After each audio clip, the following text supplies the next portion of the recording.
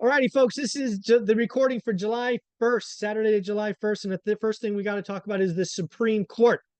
The Supreme Court came out in a 6-3 vote saying that the debt forgiveness pitched or talked about by President Biden is frankly against the law and not allowed.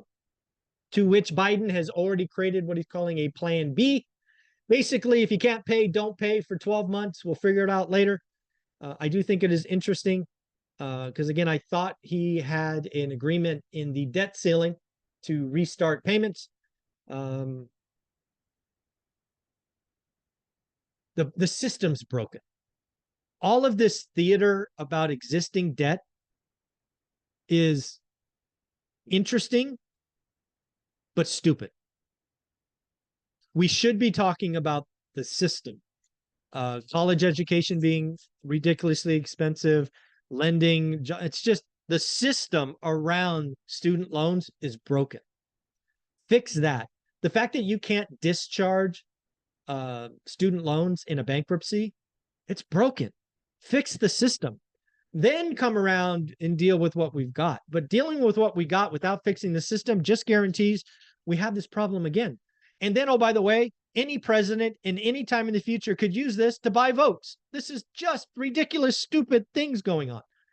And this is from a guy who first paid for his daughter's college. And by the way, I had student debt and I paid them off. My dogs are barking because there's somebody outside. Sorry about that. Anyways, very interesting stuff going on. Los Angeles homeless population is up 10%. Let me just mute this for a second. Sorry about that. I want to get my dogs in the room. So again, Los Angeles homeless up 10%. Bank of America says inflation could drop like a rock. Folks, this is important. Bank of America is talking about inflation dropping like a rock, like we've been talking about. Goods, shelter, wages. It could be right around the corner. As of Saturday, the chances of a Fed rate increase in July actually increased. It was 86, now 87%. I'm standing pat. I'm standing with the 13% that says nothing is coming. Goldman Sachs is talking about writing off or taking a huge loss in their consumer banking business, including perhaps selling their Apple Card off to American Express. Again, they've been wildly successful with that. But yes, they are talking about selling it off to American Express. JP Morgan, Wells Fargo, Morgan Stanley, Goldman Sachs, and Citigroup all raised their dividends after passing the latest stress test. Citigroup raised 2 cents, Goldman 25 cents, the rest somewhere in between there. But again, yes, not surprising. Folks, if you don't know, not only do we have a great YouTube channel called One Rental at a Time, I actually have a podcast. Yes, the podcast is called One Rental at a Time. It actually has 8.1 million listens. So again, I will highlight there's no original content. Don't expect that. But what will happen a couple of times a day is there will be a video loaded or an audio file loaded on the podcast over there. So again, take a look.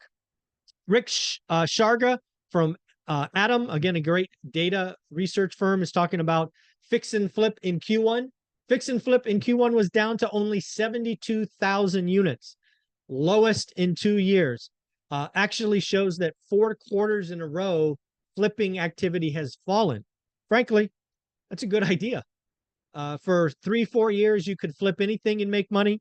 You've heard me, you've heard my other experts talk about flipping above the median being dangerous. I'm happy to see that flippers are not doing that. You are protecting yourself and flipping below the median. RedFin CEO Glenn Kelman is saying prices are going to stay high and we have an affordability crisis. And now we have Redfin CEO say we're going to have 4.2 million transactions for the year, down from over 5 million.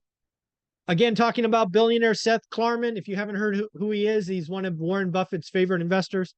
He is saying that real estate could provide the opportunities. Now, in fairness, he is talking about commercial and he is talking about buying the debt. But I want you to understand, there will be opportunity. There will be people that have to sell.